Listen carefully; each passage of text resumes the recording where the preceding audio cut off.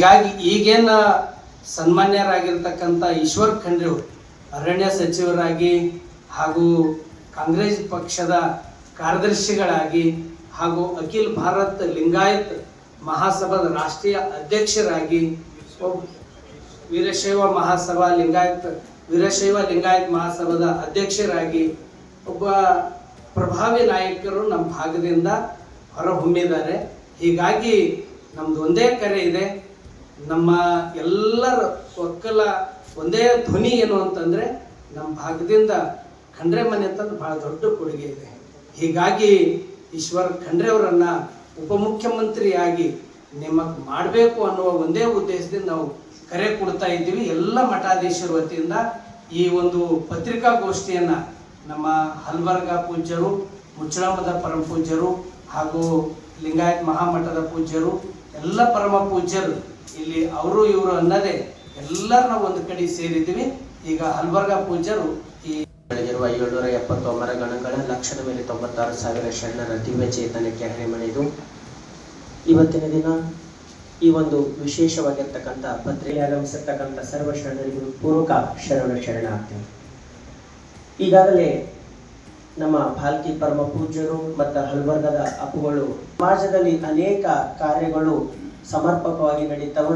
ಈಗಾಗಲೇ ಅರಣ್ಯ ಸಚಿವರಾಗಿ ತಮ್ಮ ಸೇವೆಯನ್ನು ಸಂಪೂರ್ಣ ನಾಡಿಗೆ ನೀಡಿರ್ತಕ್ಕಂಥ ಈ ಶರತ್ತಿನ ದಿನ ಮತ್ತೆ ಉಪಮುಖ್ಯಮಂತ್ರಿಗಳಾದ್ರಂತಂದ್ರೆ ಈ ಭಾಗದಲ್ಲಿ ಹೆಚ್ಚಿನ ಕಾರ್ಯಗಳು ಆಗ್ತವ, ಹೆಚ್ಚಿನ ಸಾಮಾಜಿಕ ಸೇವೆಗಳು ಆಗ್ತವ ಅಂತಕ್ಕಂಥ ಒಂದು ಕಳಕಳಿಯನ್ನು ಇಟ್ಟುಕೊಂಡು ಇವತ್ತು ನಾಡಿನ ಎಲ್ಲ ಪೂಜ್ಯರು ಪಕ್ಷನಿಷ್ಠರು ತಮ್ಮ ಇಡೀ ಜೀವನವನ್ನೇ ಪಕ್ಷಕ್ಕಾಗಿ ಹಗಲಿರುಳು ಶ್ರಮಿಸಿರ್ತಕ್ಕಂಥ ಮತ್ತ ಎಲ್ಲ ಸಾಮಾಜಿಕ ಕಾರ್ಯಗಳಲ್ಲಿ ತಮ್ಮನ್ನು ತಾವು ತೊಡಗಿಸಿಕೊಂಡು ಸೇವೆಯನ್ನು ಸರ್ಕಾರ ಪುನರ್ರಚನೆ ಆಗ್ತಕ್ಕಂಥ ಈ ಸಂದರ್ಭದಲ್ಲಿ ಅವರಿಗೆ ಉಪಮುಖ್ಯಮಂತ್ರಿ ಮಾಡಬೇಕು ಅಂತಕ್ಕಂಥ ಒಂದು ಕಳಕಳಿಯ ಮನವಿಯನ್ನ ನಾಡಿನ ಎಲ್ಲ